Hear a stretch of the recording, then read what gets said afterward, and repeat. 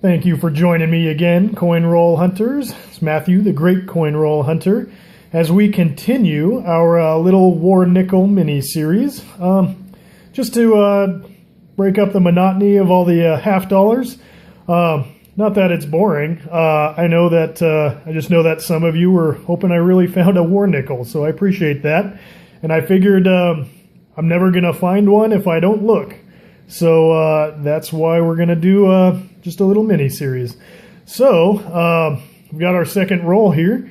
What we're looking for with the War Nickels, and be sure to subscribe so you don't miss the next few rolls either. And then obviously the big series, the $500 box of half dollars. You don't want to miss a roll coming out of there because that's the big silver. But as far as the little silver, the Wartime nickels, I always check the edges first because they have a certain toning that, see, most of the modern nickels are really shiny, but the silver nickels, they'll have kind of a grayish or a dark or a black tone to them. And we did find one in our last roll. It wasn't a silver nickel, it was a 1946. They call it an Oreo nickel. Really cool though, with some really dark toning, which I found really, I like that dark toning. But anyway, so not really seeing anything that looks like toned silver. Maybe a couple that are a little darker than the rest. Yeah, I can tell by just the detail that that's a new coin. So initially it doesn't look like we've found any silver. But see, there's a 1964. It's not silver, but it is pretty old. We found one of those last time. But you're going to check the back, the reverse side of the coin, for the large mint mark above the Monticello building. It'll be a P, a D, or an S. And that's how we'll know that we have a silver Wartime nickel. Because they needed the copper and the nickel for the ammunition casings and other metals for the war effort during that time. That's why they call them wartime nickels. Anyway, if you've got any questions, coin-related questions, make sure that you add those in the comments below. I love answering questions because it also gives me a chance to kind of have some guided research time. Because if you don't know it, somebody else might know the answer. Oops, we lost one there. It's just, and it just kind of offers us all a great opportunity. Ooh, that's a cool 1970 with a San Francisco mint mark. Every coin is just an opportunity to learn something new about your hobby. They call it the numismatic knowledge, which is just the history of your coins.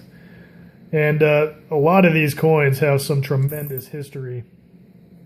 And yeah, so anytime you get a chance, there's another 64.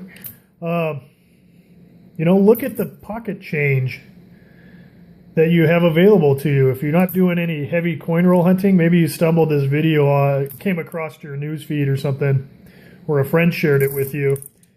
Coin roll hunting is really about quantity and opportunity. So you have a specific thing you're looking for, in this case, wartime nickels. And just by sheer volume alone that coin rolls offer, gives you a better chance to find what you're looking for.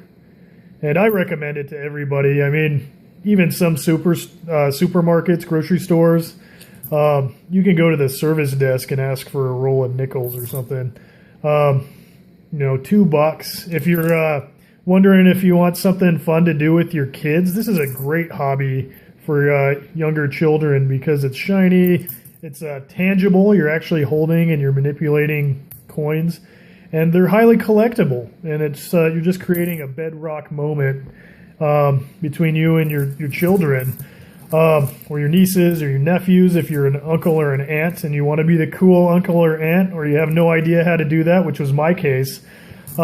Jump back into coin collecting, and they'll carry these little tokens with them for the rest of their lives, and they may even come back to it when they have kids, because they'll remember. They'll share the coins that they have. They'll give them to their kids. They'll introduce them to the hobby, and then they'll pick up some coins. Great heirlooms that way. Anyway, as you can see, it doesn't look like we got anything too interesting in this roll, which is why there's another roll again tomorrow.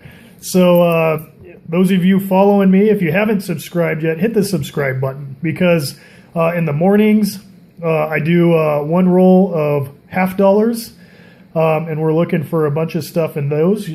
Jump into that playlist and you'll see what that's about. And I've added the rolls of nickels. We're looking for a Wartime silver nickel. It'll have a large mint mark on the back there above the Monticello building, as I've said before. So if you're not really too big into that, there's variety. So I think this is great. So share your comments, share the videos, like the videos, and subscribe. You know the drill.